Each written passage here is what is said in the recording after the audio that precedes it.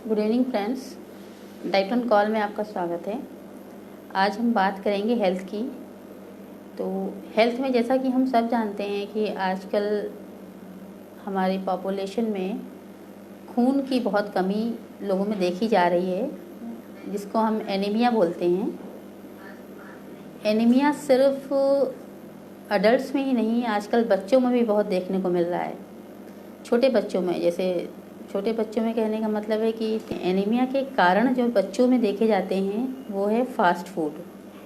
बच्चे आजकल fast food पे फोकस कर रहे हैं, क्योंकि जो हम लोग बच्चों को भोजन घर में देते हैं उसमें अगर वैरायटीज़ नहीं देंगे तो बच्चे का खाने में से मन हट जाता है, तो बच्चा फास्ट फूड की तरफ भागता है, जिससे उसको न्यूट्रिशनल डेफिशिएंसीज होने लगती हैं। सेकेंड रीज़न, बच्चों के पेट में कीड़े हो सकते हैं, जिसको हम इग्नोर करते हैं, हम ध्यान नहीं देते हैं, जिसकी वजह से उनमें आयरन की कमी हो जाती है। तीसरा रीज़न होता है कि उनको कोई इन्फेक्शन हो, काफ़ी दिनों से कोई इन्फेक्शन चल रहा हो जिसको हमने ध्यान नहीं दिया है, वो भी एक रीज़न हो सकता है। बहुत सारे ऐसे रीज़न हैं जिनसे बच्चों में खून की कमी आजकल देखी जा रही है। बच्चों के साथ साथ गर्ल्स में भी, एडोलसेंट गर्ल्स में भी एनीमिया देखने को मिलता है। उसमें क्या है कि उसमें भी रीज़न यही है कि खान पान का ध्यान ना देना। बच्चे आजकल एजुकेशन में इतना बिज़ी रहते हैं, पढ़ाई में इतना बिज़ी रहते हैं कि लोग ध्यान नहीं देते हैं फूड पे, तो उनकी ईटिंग हैबिट्स जो होती हैं वो एबनॉर्मल हो जाती हैं। जैसे कि टाइम पे खाते नहीं हैं, और जिस टाइम पे खाना चाहिए उस टाइम पे वो फूड नहीं लेते हैं, और जिस टाइम पे उनको नहीं खाना चाहिए उस टाइम वो ओवर ईटिंग कर लेते हैं। तो छोटे छोटे से बहुत सारे ऐसे फैक्टर्स हैं जिनकी वजह से आजकल हमारी पॉपुलेशन में खून की कमी बहुत देखी जा रही है। तो उसके बारे में हम चर्चा करेंगे आज कि जो भी हम लोग फूड लेते हैं उससे हमें आयरन दो तरीके से मिलता है, दो टाइप का आयरन मिलता है। एक होता है हीम आयरन, एक होता है नॉन हीम आयरन। जैसे कि हीम आयरन हम जानते हैं कि जो हीम आयरन होता है वो हमें नॉन वेजिटेरियन फूड से मिलता है, लाइक चिकन, फिश, मटन, इन सब चीज़ों से मिलता है। और जो नॉन हीम आयरन है वो हमें प्लांट फूड से मिलता है। मेजर रूप से ये भी देखा गया है कि जो लोग नॉन वेजिटेरियन हैं उनमें भी आयरन डेफिशिएंसी देखी जाती है। उसके भी बहुत सारे रीज़न हैं कि जो आयरन एब्जॉर्प्शन होता है वो उनकी बॉडी में प्रॉपर नहीं हो पाता है। उसके भी कई फैक्टर हैं। फूड कॉम्बिनेशन जैसे एक फैक्टर होता है, जैसे कि आपने आयरन या नॉनवेज जो भी चीज़ें खाई हैं उसमें आयरन एब्जॉर्प्शन में जो हेल्प करते हैं न्यूट्रिएंट्स, वो अगर शामिल नहीं हैं तो आयरन का एब्जॉर्प्शन भी पूरे तरीके से नहीं होगा। तो जो हमने नॉनवेज भी खाया है, हम तो ये सोच के खा रहे हैं कि हम नॉनवेज खा रहे हैं तो हमारे पास आयरन कंटेंट प्रॉपर मात्रा में हमें मिलेगा, बट ऐसा होता नहीं है अगर हमने उसके साथ कोई सपोर्टिंग चीज़ नहीं ली है। सपोर्टिंग कौन कौन से न्यूट्रिएंट्स है आयरन एब्जॉर्प्शन के लिए, जैसे कि एस्कॉर्बिक एसिड, जो कि जिसको हम विटामिन सी के नाम से भी जानते हैं। तो जैसे आप नॉनवेज खा रहे हैं तो उसको ऐसे मीडियम में पकाएं जिसमें थोड़ा सा मात्रा में एस्कॉर्बिक एसिड भी हो या विटामिन सी भी हो। उसको कैसे ले सकते हैं, जैसे कि हमने उसमें कुकिंग मीडियम में उसको जब भी हम नॉनवेज को कुक कर रहे हैं तो उसमें साथ में लेमन ऐड कर लिया, टोमेटो ऐड कर लिया, या विनेगर ऐड कर लिया, या कोई आम का कोई भी प्रोडक्ट यूज़ कर लिया, या ग्रीन लीफी वेजिटेबल्स ऐड कर ली, लाइक धनिया की चटनी है, इस टाइप से कोई भी चीज़ ऐड कर लें तो उससे विटामिन सी ऐड हो जाएगा, एस्कॉर्बिक एसिड ऐड हो जाएगा। तो जो भी नॉनवेज का आयरन वाला पार्ट है, हीम वाला पार्ट है, वो उसको एब्जॉर्प्शन में हेल्प करता है। सेम इसी तरह से जो प्लांट फूड्स होते हैं उसमें आयरन कंटेंट जो होता है, प्लांट फूड्स के जैसे कि ग्रीन लीफी वेजिटेबल्स हैं, सीरियल्स हैं, पल्सेस हैं, तो उनमें जो आयरन होता है वो कम मात्रा में होता है in comparison to non vegetarian food. लेकिन ऐसा नहीं है कि जो वेजिटेरियन है उनके पास आयरन के सोर्सेज नहीं हैं। आयरन के सोर्सेज हैं, बट थोड़ा सा हमें ध्यान देना पड़ेगा कि हम उनकी बायो अवेलेबिलिटी को कैसे बढ़ाएं। तो उसके लिए भी सेम हमें यही करना है कि जो भी हम सीरियल्स या पल्सेस यूज़ कर रहे हैं उनको थोड़ा सा फर्मेंट कर दें, जब हम सीरियल्स और पल्सेस को थोड़ा फर्मेंट करते हैं तो जो उनमें ऐसे कुछ तत्व पाए जाते हैं जो आयरन एब्जॉर्प्शन में प्रॉब्लम क्रिएट करते हैं, वो वॉश आउट हो जाते हैं। तो उससे फर्मेंटेड फूड का जो आयरन एब्जॉर्प्शन रेट है वो थोड़ा सा बढ़ जाता है। और उसकी हेल्प करना, और इससे ज़्यादा और उसकी हेल्प अगर हम करना चाहें तो उससे बेटर ये हो सकता है कि जो हमने फर्मेंट तो किया ही है, उसके साथ में उसमें लेमन, टोमेटो या ग्रीन लीफी वेजिटेबल्स या धनिया, पुदीना, इस टाइप की कोई भी चीज़, ब्रोकली, कोई भी ऐसी चीज़ें हम उसमें ऐड कर दें जिसमें स्कॉर्बिक एसिड प्रचुर मात्रा में हो, तो उससे वेजिटेरियन फूड, प्लांट फूड का भी आयरन एब्जॉर्प्शन रेट काफ़ी हद तक बढ़ जाता है। जो मेन ध्यान रखने वाली बात ये है कि इंडियन पॉपुलेशन में जिनमें एनीमिया की प्रॉब्लम है, तो आयरन एब्जॉर्प्शन डिफरेंट लोगों में डिफरेंट टाइप से होता है। जैसे अगर हमारा हीमोग्लोबिन नॉर्मल है, हमारे अंदर आयरन की डेफिशिएंसी नहीं है, तो उतना तेज़ आयरन एब्जॉर्ब नहीं होगा। जिसमें जो डेफिशिएंसीज़ हैं, जिसमें डेफिशिएंसीज़ ज़्यादा हैं, उनमें आयरन एब्जॉर्प्शन ऐसा माना जाता है कि जल्दी होता है। दूसरी चीज़, कुछ कुकिंग मोड हैं जिनसे भी हम आयरन एब्जॉर्प्शन बढ़ा सकते हैं। जैसे कि आपकी जो भी फूड आप पका रहे हैं, चाहे वो दाल हो, सब्ज़ी हो, कोई भी चीज़ हो, कोई भी प्रिपरेशन हो, कोशिश करें कि वो आयरन वाली कढ़ाई में पकाएं, लोहे की कढ़ाई में पकाएं, और उसमें विटामिन सी या एस्कॉर्बिक एसिड ऐड ज़रूर करें as a lemon, as a tomato, as a green leafy vegetables. Second thing ये देखी जाती है कि लोग ये सोचते हैं कि एनीमिया सिर्फ आयरन की कमी से होता है। खून की कमी का रीज़न सिर्फ आयरन ही नहीं होता है, फॉलिक एसिड भी होता है, विटामिन B12 भी होता है। तो इन चीज़ों पर भी हमें फोकस करना चाहिए। ये ऐसा नहीं है कि हम आयरन के पीछे भागे जा रहे हैं और हमें विटामिन B12 की डेफिशिएंसी है या फॉलिक एसिड की डेफिशिएंसी है। तो उसके लिए ज़रूरी है कि अगर किसी का हीमोग्लोबिन बहुत कम है और वो बार बार कम आ रहा है, तो उसके लिए आयरन स्टडी टेस्ट होता है, आयरन स्टडी करानी चाहिए कि आपको आपका हीमोग्लोबिन कम होने का रीज़न क्या है। आयरन है, या आयरन एब्जॉर्ब नहीं हो रहा है, या जो आयरन एब्जॉर्ब है वो यूज़ हो रहा है कि नहीं हो रहा है।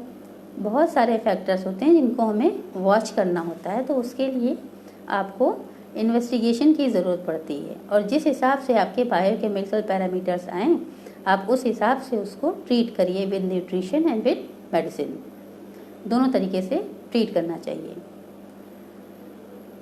ये तो हो गई आयरन की बात, एनीमिया की बात। अब एनीमिया में जैसे कि ये भी है कि जैसे आप दाल खा रहे हैं या स्प्राउट्स खा रहे हैं, कोई भी चीज़ खाएं, उसमें विटामिन B12 और फॉलिक एसिड भी अगर आप इंक्लूड करते हैं साथ में, तो वो और भी अच्छा होता है। कि जैसे किसी को रीज़न नहीं पता है कि उसकी खून की कमी किस रीज़न से है, और वो ब्लड टेस्ट भी नहीं करवा रहे हैं, तो जब तक आप ब्लड टेस्ट या डॉक्टर से सलाह नहीं ले रहे हैं, तब तक आप ये कर सकते हैं कि आप अपने जो भी डाइट ले रहे हैं उसकी किसी भी एक मील में आप sprouts, green leafy vegetables, lemon and tomato, ये तीनों चीज़ें किसी न किसी मील में ज़रूर इंक्लूड करें। इससे आप iron deficiency, vitamin B12 deficiency and folic deficiency, तीनों को आप मैनेज कर सकते हैं। अब बात करते हैं कि बच्चों में, बच्चे जैसे होते हैं कि खाने में बहुत चूज़ी होते हैं, बच्चे स्प्राउट्स नहीं खाते, बच्चे ग्रीन लीफी वेजिटेबल्स नहीं खाते, तो उसके लिए बीइंग ए पेरेंट्स हमारी रिस्पॉन्सिबिलिटी है कि हम उन फूड्स को मॉडिफाई करके बच्चों के लिए थोड़ी सी इंटरेस्टिंग रेसिपी बनाएं। जैसे कि अगर आपका बच्चा स्प्राउट्स नहीं खाता है, तो आप स्प्राउट्स को कटलेट फॉर्म में दे सकते हैं। आप स्प्राउट्स को थोड़ा सा, अगर आपने जैसे चने या मोठ या मूंग, जो भी चीज़ें आपने स्प्राउटेड की हैं, उसमें थोड़ी सी आप ब्रोकली, टोमेटो एंड अनियन, ये सारी चीज़ें ऐड करके आप उसको कटलेट फॉर्म में दे दीजिए। या आप हल्का सा तवे पे ऑयल की ग्रीसिंग करके उसको सेक के भी दे सकते हैं। अगर आपका बच्चा थोड़ा ओवरवेट है तो ऑयल का भी ध्यान रखना है, तो डीप फ्राई के बजाय आप उसको शैलो फ्राई करके भी दे सकते हैं। अगर आपका बच्चा ऐसा है कि जो आप कटलेट नहीं च्यू कर सकता, नहीं खा सकता, बहुत छोटा बच्चा है, तो आप उसको बीट रूट का जूस है या बीट रूट का सूप है ये भी दे सकते हैं। कुछ बच्चे हैं कि जो पराठे बहुत पसंद करते हैं, तो आप बीट रूट का जूस निकाल के उस आटे का डो उसी जूस में बनाएं ताकि उसमें आयरन और विटामिन्स वगैरह इंक्लूड हो पाएँ, और उसको चटनी के साथ बच्चे को सर्व करें या टोमेटो केचप के साथ सर्व करें, जिससे उसमें विटामिन सी भी ऐड हो जाएगा। ऐसी छोटी छोटी सी चीज़ें मॉडिफाई करके आप अपने बच्चे का टेस्ट भी रिकवर कर सकते हैं, मैनेज कर सकते हैं, और बच्चे उसको बहुत शौक़ से भी खाएगा, क्योंकि बच्चे की पसंद की चीज़ें होती हैं केचप वगैरह, सॉस वगैरह। जैसे बच्चों को हम लोग नूडल्स वगैरह देते हैं, तो नूडल्स खा सकते हैं बच्चे, जैसे आटा नूडल्स खाएं, आटे नूडल्स में कोई प्रॉब्लम नहीं है। आप उसमें मगर अच्छे से ग्रीन पीस, थोड़ी सी हरी मटर, टोमेटो, अनियन, ब्रोकली, ये सारी चीज़ें अगर ऐड करके देंगे तो वो नूडल्स भी उसके लिए हेल्दी बन सकते हैं। जैसे कि आपने अगर इसको समझना बहुत ज़रूरी है, एक चीज़ मिस हो गई, जैसे हीमोग्लोबिन में दो चीज़ें होती हैं, हीम मतलब आयरन एंड ग्लोबिन मतलब प्रोटीन। तो जिस भी पर्सन का हीमोग्लोबिन अगर कम है तो हमें उसे आयरन भी देना पड़ेगा और प्रोटीन भी देनी पड़ेगी। तो जैसे हमने बताया, अभी बात की बच्चों के नूडल्स के लिए, तो आटा नूडल्स अगर आप लेते हैं तो आटा नूडल्स कम क्वांटिटी में हो और उसमें ग्रीन पीस हों, जिससे कि बच्चे को प्रोटीन मिलेगी, और ब्रोकली एंड ग्रीन बीन्स, ये सारी चीज़ें, टोमेटो वगैरह ऐड करेंगे तो इससे बच्चे को फॉलिक एसिड, आयरन और विटामिन सी भी मिलेगा। तो अल्टीमेटली वो नूडल्स हमारे हेल्दी नूडल्स में कन्वर्ट हो गए, तो वो बच्चा शौक़ से खाएगा भी, और बच्चे के लिए एक रेसिपी भी न्यू हो गई कि उसने आटा नूडल्स को इस तरह से खाया। सेम इसी तरह से बच्चे के लिए आप चीला बना सकते हैं। जैसे चीले के लिए जैसे आपने स्प्राउट्स कर लिया और आपने उसको मिक्सी में ग्राइंड कर लिया। मिक्सी में ग्राइंड करने के बाद हल्का सा उसमें आप कॉर्नफ्लावर ऐड कर दीजिए, और अपना बच्चे, जैसे अगर बच्चा प्लेन खाता है, स्पाइसेस नहीं लेता है, तो आप उसमें अनियन एंड पनीर वगैरह डाल करके उसको दे सकते हैं, चीला के फॉर्म में दे सकते हैं चटनी के साथ। टोमेटो केचप के साथ देंगे तो विटामिन सी भी ऐड हो जाएगा, तो उसका आयरन कंटेंट प्रॉपर एब्जॉर्ब होगा।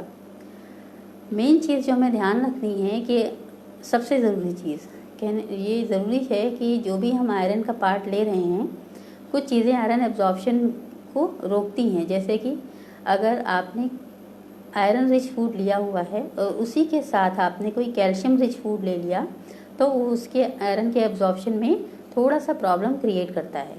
तो ऐसा ना करें। अगर आप आयरन रिच फूड ले रहे हैं तो उस टाइम आप कोई कैल्शियम वाली चीज़ें, कैल्शियम रिच सोर्सेस ना लें, उसको थोड़ा रुक करके लें। या दूसरा ये है कि कुछ लोग करते हैं कि ब्रेकफास्ट लिया, साथ में चाय ले ली। तो अगर आपके ब्रेकफास्ट में कोई आयरन रिच फूड है तो आप उसके साथ चाय ना लें, क्योंकि चाय या कॉफ़ी जो भी होते हैं ये आयरन एब्जॉर्प्शन को कम कर देते हैं। इसके लिए अगर आपको चाय लेनी है तो आप 1-1.5 घंटे पहले चाय ले लें, फिर अपना ब्रेकफास्ट ले लें। या फिर आप ऐसा कर सकते हैं कि आप ब्रेकफास्ट पहले ले लें, 1-1.5 घंटे के बाद चाय ले लें। कहने का मतलब ये है कि आप अपनी तरफ से तो ले रहे हैं आयरन रिच फूड, बट वो एब्जॉर्ब नहीं हो रहा है, तो ये चीज़ एक फॉल्स रिजल्ट देती है कि एक नेगेटिविटी आ जाती है कि आप पूरा न्यूट्रिशन वाला खाना भी ले रहे हैं और आपके बॉडी में कुछ इम्प्रूवमेंट भी नहीं हो रहा है। तो छोटी छोटी सी चीज़ें हमें ध्यान रखनी है कि ऐसी चीज़ें ना लें जो कि आयरन एब्जॉर्प्शन को कम कर दें या आयरन एब्जॉर्प्शन में रुकावट बनती हैं जो चीज़ें। सेम ऐसे ही बल्कि हमें ये करना चाहिए कि हम आयरन रिच फूड जब ले रहे हैं तो उस टाइम हम आयरन एब्जॉर्प्शन को बढ़ाने वाले फूड अपनी डाइट में इंक्लूड करें। जैसे कोई सिट्रस फूड ले लिया या सैलड ऐड कर ली या चटनी ऐड कर ली। इन चीज़ों से क्या होता है कि आयरन एब्जॉर्प्शन रेट बढ़ता है। और जो चीज़ें हमने बताई, अभी टी है, कॉफ़ी है, कैल्शियम रिच फूड्स हैं, ये सारी चीज़ें जो हैं वो आयरन एब्जॉर्प्शन को कम करती हैं। तो इस चीज़ का खास ध्यान रखें। अब आते हैं हम प्रेग्नेंट लेडीज़, लैक्टेटिंग वुमेंस में, कि जैसे एक स्टेज की अपनी रिक्वायरमेंट होती है। ड्यूरिंग प्रेगनेंसी आयरन रिक्वायरमेंट बढ़ जाती है, तो उस टाइम ध्यान रखना चाहिए कि आयरन रिच फूड ही इंक्लूड करें अपनी डाइट में। लाइक आपकी 2 सर्विंग ग्रीन लीफी वेजिटेबल्स की होनी ही चाहिए, और सिर्फ ग्रीन लीफी वेजिटेबल्स ही नहीं, उसमें विटामिन सी भी होना चाहिए उसके प्रॉपर एब्जॉर्प्शन के लिए। अगर आपको सब्ज़ी नहीं पसंद है तो आप जो भी दाल बना रहे हैं आप उसी में ग्रीन लीफी वेजिटेबल्स ऐड कर सकते हैं, टोमेटो ऐड कर सकते हैं। अगर आपको दाल भी नहीं पसंद है तो आप बेसन का ढोकला है, बेसन की कढ़ी है, उसमें भी पालक वगैरह डाल के इस तरह से करके ले सकते हैं। या आप कोई भी राजमा, छोले, जो भी चीज़ें आप बना रहे हैं, अगर आपको स्पाइसेस नहीं पसंद तो आप जस्ट स्टीम करके उसमें एज अ सैलड, जैसे बिना मसाले की सैलड आपने जस्ट बॉयल किया और उसमें थोड़ी सी सैलड वगैरह, टमाटो, अनियन, ये सारी चीज़ें ऐड करके, लेमन वगैरह डाल करके आप वो भी ले सकते हैं। उससे क्या होगा कि आपका प्रोटीन की मात्रा भी पूरी में आपको मिलेगी और आपको आयरन रिच फूड भी उसमें इंक्लूड हो जाएगा। इस तरह से करके थोड़ी थोड़ी सी चीज़ें ऐड करके आप अपने आयरन और प्रोटीन दोनों के रिक्वायरमेंट को पूरा कर सकते हैं। आप मिक्स आटे की रोटी भी खा सकते हैं, जैसे आपने उसमें बेसन ऐड कर लिया और उसको जो डो बना रहे हैं वो आपने बीट रूट में बना लिया। इस तरह से भी आप अपना आयरन कंटेंट अपने डाइट में बढ़ा सकते हैं। आपकी कोई क्वेरी हो तो आप अपनी क्वेरीज़ को फेसबुक पे, हमारे पेज पे आप अपनी क्वेरीज़ को पोस्ट कर सकते हैं। उनका आंसर भी हमारे डाइटिशियंस आपको उसी सेम पेज पे आपको आंसर भी उसका रिवर्ट कर देंगे। Thank you so much.